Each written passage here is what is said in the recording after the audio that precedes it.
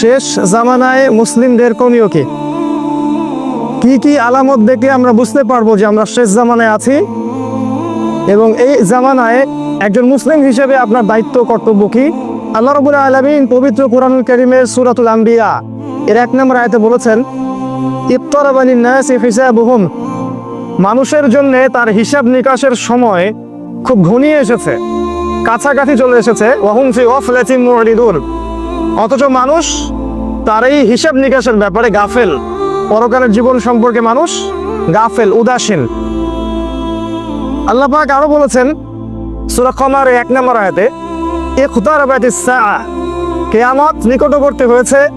ওয়ানশাক্কাল কমার, এবং চাঁদ দ্বিখণ্ডিত হয়ে গেছে। আপনি যে চাঁদটাকে দেখেন রাতের বেলা আকাশে, এটা 2 টুকরা করা আছে। কাফেররা আমাদের নবীকে জিজ্ঞাসা করেছিল, আপনি যদি নবী হয়ে থাকেন তাহলে একটা মুজিজা দেখান, মানে অলৌকিক কিছু দেখান।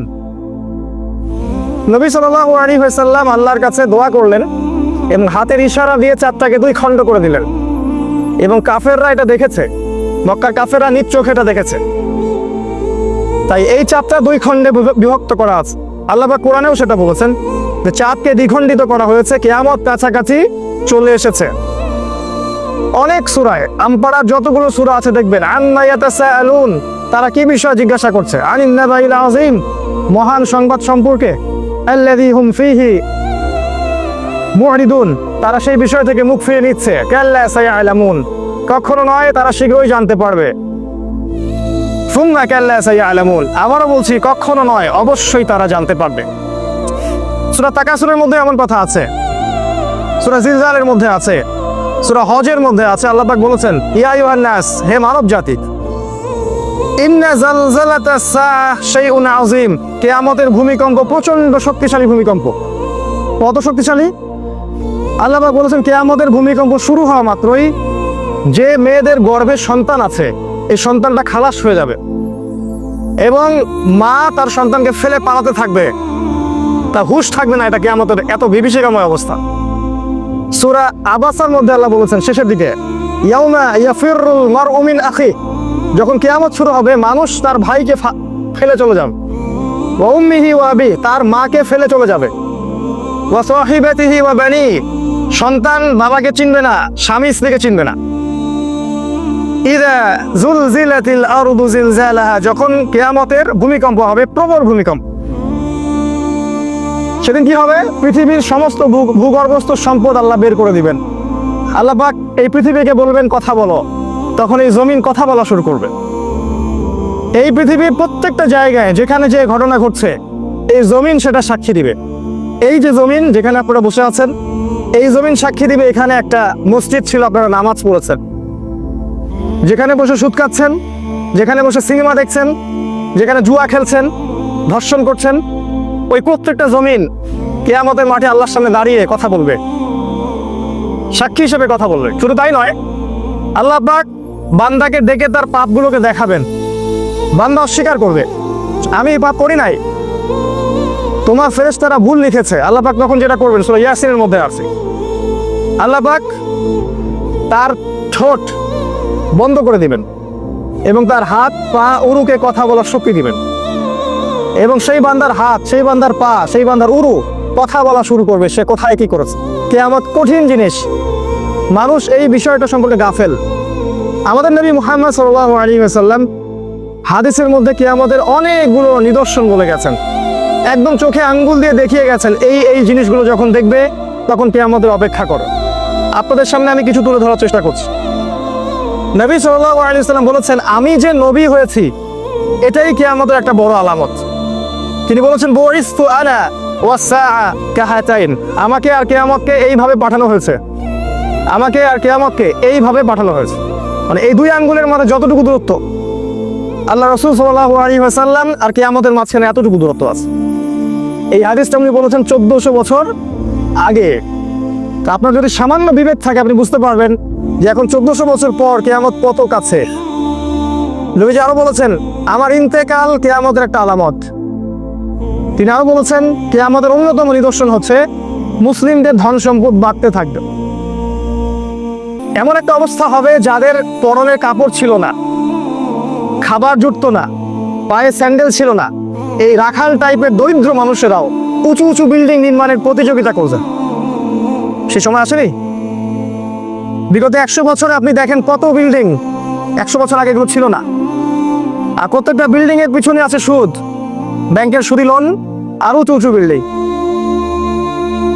একটার সাথে একটা সম্পর্কিত। নবীজি আরো বলেছেন, শেষ জামানা বা আখিরুজ জামান বা কিয়ামতের আলামত হচ্ছে মানুষ পিতা মাতাকে সম্মান করবে না।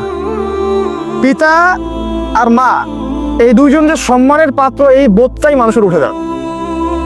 সম্পদের জন্য মানুষ তার পিতাকে হত্যা করবে, ভাই তার ভাইকে হত্যা করবে, স্বামী স্ত্রীকে হত্যা করবে, স্ত্রী স্বামীকে হত্যা করবে, এমনকি সন্তান মাকে পর্যন্ত হত্যা করবে সম্পত্তির কারণে। আর পিতা মাতার সাথে দাস দাসীর মতো আচরণ করা হয়। নবী সাল্লাল্লাহু আলাইহি ওয়াসাল্লাম বলেছেন, কিয়ামতের অন্যতম নিদর্শন হচ্ছে যে সমাজের বেশিরভাগ মানুষ সুদের সাথে জড়িত হয়ে যাবে।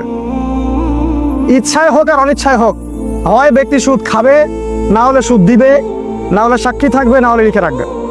আর আমাদের নবী মুহাম্মদ সাল্লাল্লাহু আলাইহি ওয়াসাল্লাম এই 4 শ্রেণীর মানুষকে সমানভাবে অভিশাপ দিয়েছে। তিনি বলেছেন, আমি মুহাম্মদ সাল্লাল্লাহু আলাইহি ওয়াসাল্লাম আপনার নবী, তিনি বলেছেন যে আমি 4 শ্রেণীর মানুষকে অভিশাপ দিয়ে গেলাম। এক শ্রেণী হচ্ছে যে সুদ খায়, দ্বিতীয় শ্রেণী হলো যে সুদ দেয়, তৃতীয় শ্রেণী যে সাক্ষী থাকে, আর চতুর্থ শ্রেণী যে লিখে রাখে। এই হাদিসের আলোকে পুরো ব্যাংকিং সিস্টেম সুদের আওতায় পড়ে যায়। এবং নবী সাল্লাল্লাহু আলাইহি ওয়াসাল্লাম বলেছেন, সুদের 70টা পাপের শাখা আছে, তার সর্বনিম্ন শাখা নিজের মাকে ধর্ষণ করা। এটা আমি বলিনি, হাদিসের পাতায় পাতায় লেখা আছে। আপনাদেরকে কেউ কখনো বলেছে কিনা আমি জানি না, আজকে আপনাদেরকে সতর্ক করে গেলাম। আমাদের নবী বলেছেন সুদের 70টা পাপের শাখা আছে, তার সবচেয়ে নিচের শাখা নিজের মাকে বিয়ে করা, ধর্ষণ করা বা জিনা করা। তিনি আরো বলেছেন সুদের সবচেয়ে উঁচু শাখা হচ্ছে আল্লাহ এবং তার রাসূলের সাথে যুদ্ধ করা। সূরা বাকারায় আছে, সূরা বাকারায় 275-76 আয়াতগুলো পড়ে দেখবেন। নবী সাল্লাল্লাহু আলাইহি ওয়াসাল্লাম আরো বলেছেন, যে ব্যক্তি 1 দিরহাম সুদ খাবে সে যেন 36টা মেয়েকে ধর্ষণ করবে। এটা বুখারীর হাদিস।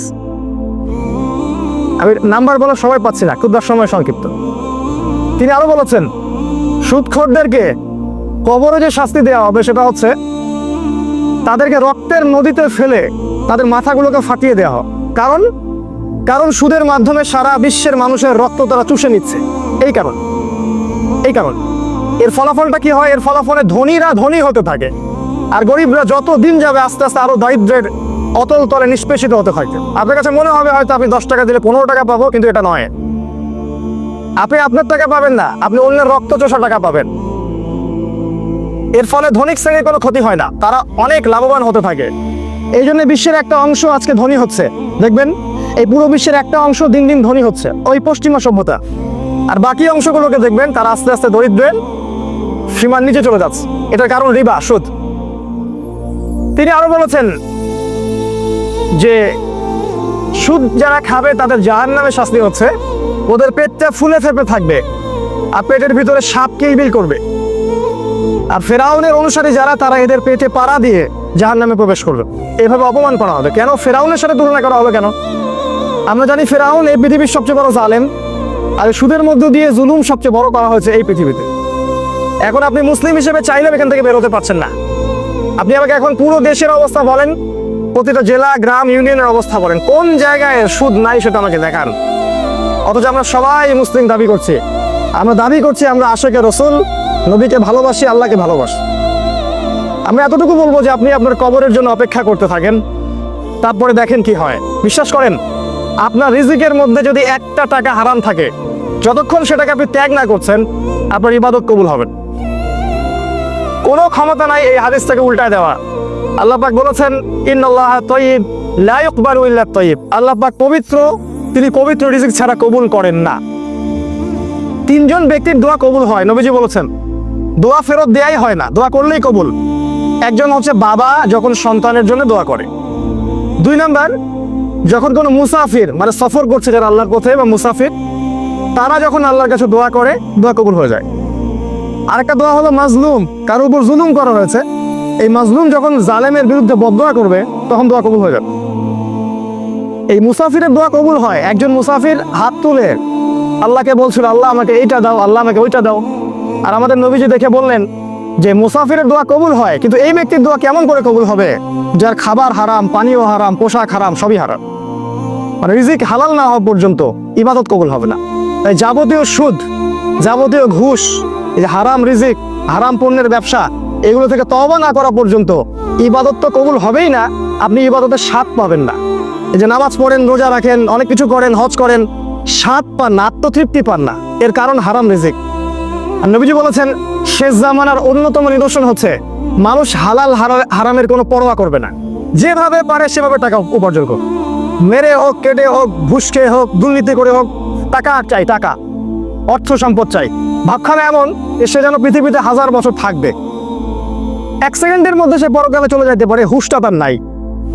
আল্লাহ পাক বোঝার তৌফিক দান করুন, আল্লাহুম্মা আমিন। নবী সাল্লাল্লাহু আলাইহি ওয়াসাল্লাম আরো বলেছেন শেষ জামানার অন্যতম নিদর্শন হচ্ছে জিনা, মানে নারী আর পুরুষ অবৈধ সম্পর্কে লিপ্ত হবে। এখন দেখবেন ঘরে ঘরে জিনা। আর এই জিনার মাধ্যম কি? মাধ্যম ওই যে আপনার টেলিভিশন, আপনার ইন্টারনেট, আপনার ওই যে পরকীয়া, আপনার ছেলে নারী পুরুষের একসাথে চলাফেরা করা, ফ্যামিলিস্ট রেভলিউশন, মেয়েদের বেপর্দা হওয়া, একসাথে ছেলে মেয়েদেরকে পড়াশোনা করানো, এগুলো সবই জিনার কারণ। এবং আমাদের নবীজি বলেছেন জিনা থেকে তওবা না করা পর্যন্ত একজন ব্যক্তি পরিপূর্ণ মুমিন হতে পারে না। যখন মানুষ এই জিনার মধ্যে লিপ্ত থাকে তখন সে পরিপূর্ণ মুমিন থাকে না। কিয়ামতের অন্যতম নিদর্শন যে জিনা বাড়তে থাকবে, ধর্ষণ বাড়তে থাকবে, ইফটিজিং বাড়তে থাকবে, মেয়েদের বেপরদামি বাড়তে থাকবে। এগুলো দেখেন, চোখের সামনে দেখতে পারবেন। দেশে ধর্ষণের কি অবস্থা দেখতে পাচ্ছেন না? স্বামীকে বেঁধে রেখে স্ত্রীকে ধর্ষণ করা হচ্ছে, বাবার সামনে মেয়েকে ধর্ষণ করা হচ্ছে, জনসমক্ষে গণধর্ষণ করা হচ্ছে, বাসে ধর্ষণ করা হচ্ছে। আর যেহেতু ইসলামিক কোনো অনুশাসন নাই এই সমাজে, ইসলামের অনুশাসন ছিল কেউ ধর্ষণ করলে তাকে মৃত্যুদণ্ড দিতে হবে, জনসমক্ষে মৃত্যুদণ্ড দিতে হবে। সেটা যেহেতু আমরা বাস্তবায়ন করতে পারিনি, এই জন্য পাপের কোনো শাস্তি হচ্ছে না, এই জন্য পাপের লাইফে যাচ্ছে। কাল যখন আপনার বাসায় এই সমস্যাটা আসবে তখন বুঝতে পারবেন যে ইসলামের আইন কাকে বলে। ইসলামিক যে লস, চুরি করলে চোরের হাত কেটে দাও, ধর্ষণ করলে মৃত্যুদণ্ড দাও, মদ খালে বেত্রাঘাত করো, কেউ কাউকে অন্যায়ভাবে হত্যা করে তাকেও হত্যা করো, কেসাস করো, এই আইনগুলো আমরা বাস্তবায়ন করতে পারি নাই। এই কারণে সমাজে চিরস্থায়ী শান্তি প্রতিষ্ঠা করতে আমরা ব্যর্থ, টোটালি ফেলড। এক কথায়, যতক্ষণ পর্যন্ত সমাজ আল্লাহর বিধান অনুযায়ী না চলবে ততক্ষণ পর্যন্ত সমাজে আপনি শান্তি পাবেন না। সমাজ তো দূরের কথা, আপনি পরিবারেই শান্তি পাবেন না, ব্যক্তিতেই শান্তি পাবেন। আর নবীজি বলেছিলেন সাল্লাল্লাহু আলাইহি ওয়াসাল্লাম, কিয়ামতের আগে আগে খেলাফত উঠে যাবে এবং আল্লাহর আইন উঠে যাবে। তিনি আরো বলেছেন কিয়ামতের অন্যতম নিদর্শন হচ্ছে মাদক দ্রব্য। মানুষ মাদক দ্রব্য খাবে, এটাকে হালাল মনে করে খাবে। মদ খাবে, এটাকে হারাম মনে করবে না। মদের নাম অন্য কোনো নাম দিয়ে তারা মদ খাবে। আজকে যুবকদের প্রধান সমস্যা দেখবেন মাদক। ম্যাক্সিমাম যুবক মাদক দ্রব্য খায়, ইয়াবা খায়, ফেন্সিডিল খায়, গাঁজা খায়, পানি খায়, খায় না? ইউনিভার্সিটির ছেলেপেলেদেরকে দেখেন, মাদ্রাসার ছেলেদের কথা বাদ, এরা এগুলোর সাথে আলহামদুলিল্লাহ ওদের মতো জড়িত নয়। ইউনিভার্সিটির ছেলেগুলোকে দেখেন, ম্যাক্সিমাম মাদক দ্রব্যের সাথে জড়িত। আর যুবকদের একটা সমস্যা দেখবেন, ওই পর্নোগ্রাফি, ওই যে ব্লু ফিল্ম দেখে। যুবকদের ভিতরে একটা চেতনা থাকে, ইমানি দীপ্তি থাকে, এই চেতনাটাকে নষ্ট করা তাদের 2টা অস্ত্র ছিল। মানে ইসলামের শত্রুরা 2টা অস্ত্র প্রয়োগ করেছে, সেটা হচ্ছে 1 নাম্বার মাদক, আর 2 নাম্বার হচ্ছে এই পর্নোগ্রাফি বা অশ্লীলতা। মেয়েদেরকে ল্যাংটা করে ছেড়ে দিবে যুবকদের সামনে এবং তাদের চরিত্র অধঃপতনের অতল দলে চলে যাবে। যখন একটা যুবক হারাম কোনো সম্পর্কে থাকে বা পর্নোগ্রাফির সাথে থাকে বা মাদক দ্রব্যের সাথে থাকে, তখন তার ভিতর থেকে দেখবেন ইমানের আলোটা আস্তে আস্তে নিভে যায়। এই যুবক কখনো আল্লাহর রাস্তায় বের হতে পারবে না। এই যুবক কখনো নিজের জান মাল ব্যয় করে কাফেরদের বিরুদ্ধে জিহাদ করতে পারবে না, সম্ভব না। ওরা খুব ভালো করেই জানে যুবকরা আমাদের জন্য ফ্রেট, মানে হুমকি। এই জন্য যুব সমাজের ইমানটা তারা নষ্ট করে দিয়েছে। সবই সুপরিকল্পিত। এই পুরো কাজগুলো নিয়ন্ত্রণ করা হচ্ছে পশ্চিমা সভ্যতা থেকে। আপনার আমেরিকা বলেন, ইসরায়েল বলেন, ব্রিটেন বলেন, ফ্রান্স বলেন, সবাই একসাথেই ইসলামের বিরুদ্ধে প্রোপাগান্ডায় লিপ্ত আছে। আর বিগত 100-200 বছর থেকে আমরা ঘুমাই আর হাজার রুটি খাই আর সেমাই খাই, আপোষে মারামারি করি, মসজিদ ভাগ করি, এই করি, এই আমাদের কাজ। আর এগুলোকে আমরা বড় জিহাদ মনে করি। হানাফি ভাই সালাফিকে দেখতে পারি না, সালাফি হানাফিকে দেখতে পারি না, এই দল সেই দল, এই তরিকা সেই তরিকা, একজনের সাথে আরেকজন উঠা বসা নাই, চলাফেরা নাই, এমনকি সালামটা পর্যন্ত দেই না। সুবহানাল্লাহ। আমাদের নবীজি বলেছেন যে একজন ব্যক্তি জান্নাতে যেতে পারবে না যতক্ষণ না সে মুমিন হয়, আর ততক্ষণ একজন মুমিন হতে পারবে না যতক্ষণ একজন মুসলিম আরেকজন মুসলিমকে ভালো না বাসে। তিনি বলছেন, আমি কি তোমাদেরকে জানিয়ে দেবো, আলা আদুল্লুকুম বিশাই, এমন কিছু তোমাদেরকে জানিয়ে দিব যেটার দ্বারা তোমরা একে অপরকে ভালোবাসতে পারবে? সাহাবীরা বলেন, জানিয়ে দিন ইয়া রাসূলুল্লাহ। তিনি বলেন, তোমরা সালামের প্রচার করো, খালি সালাম দাও, মানুষকে সালাম দাও। এই সালামটুকু দেন, ভাই ভাই মহব্বত হয়ে যাবে। নবীজি আরো বলেছেন, দেখেন আমাদের মাঝে কিন্তু মৌলিক বিষয় তেমন কোনো পার্থক্য নাই, হয়তো কিছু কিছু ইখতিলাফি বিষয় আমাদের মাঝে পার্থক্য আছে, যেটা সাহাবীদের যুগ থেকেই ছিল। এর জন্য এই না যে আমাদেরকে আলাদা হয়ে যেতে হবে। তুমি তুমি এমন একটা ভাব পড়ে যে সে মুসলিমই না, দুঃখজনক, এগুলো দুঃখজনক। নবীজি বলেছেন কিয়ামতের আগে এই উম্মাহ ৭৩টা দলে বিভক্ত হয়ে যাবে। আর ৭৩ মানে শুধু ৭৩ না, মানে অসংখ্য দলে বিভক্ত হয়ে যাবে। কুল্লুহুম ফিন্নার, তাদের প্রত্যেকটা দলই জাহান্নামে যাবে, ইল্লা মিল্লাতান ওয়াহিদা, একটা মাত্র দল ছাড়া। কিলা, বলা হলো, মান হিয়া ইয়া রাসূলুল্লাহ, ওই একটা মাত্র নাজাতপ্রাপ্ত দল কারা হে আল্লাহ রাসূল সাল্লাল্লাহু আলাইহি ওয়াসাল্লাম? তিনি বলেন, মা আনা আলাইহি ওয়া আসহাবি, আমি যার উপরে আছি এবং আমার সাহাবীরা যার উপরে আছে। মানে আমাদের প্রতিটা কাজ যদি রাসূল এবং সাহাবীদের সাথে মিলে যায়, আলহামদুলিল্লাহ আপনি সেই দলের মধ্যেই আছেন। আপনি হয় গাইবান্ধায় থাকেন, আর রংপুরে থাকেন, আর বাংলাদেশে থাকেন, আর পাকিস্তানে থাকেন, এটা বড় কথা না।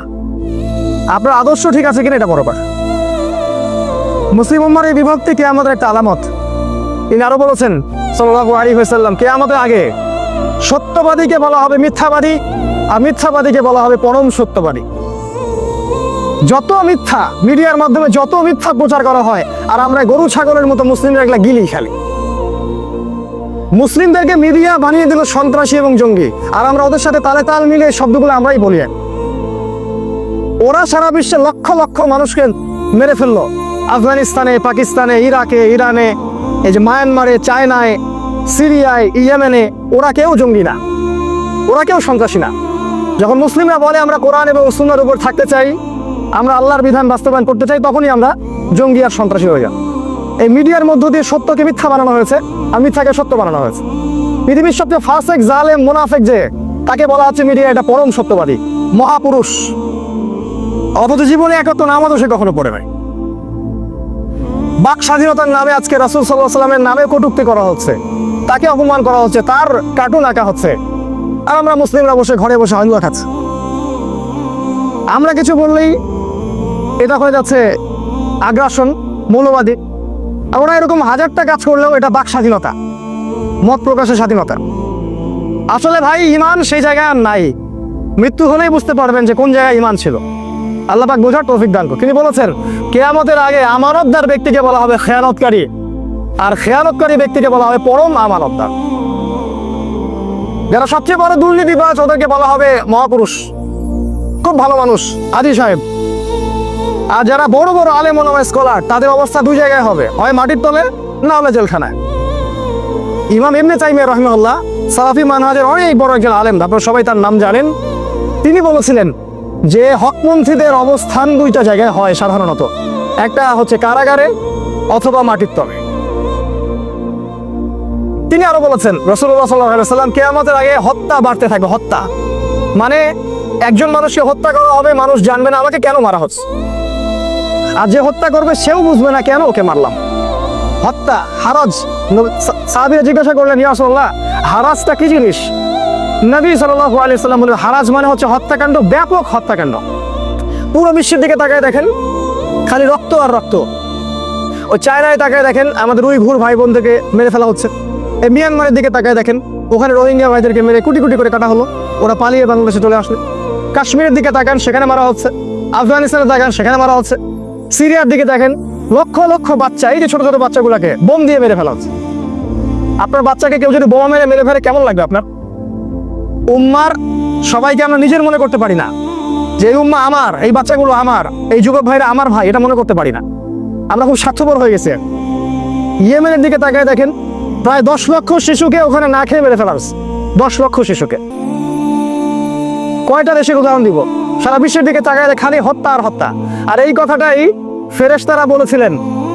আল্লাহ যখন আদমকে সৃষ্টি করতে চান, তখন ফেরেশতারা বলেছিলেন, কি দরকার মানুষকে সৃষ্টি করার?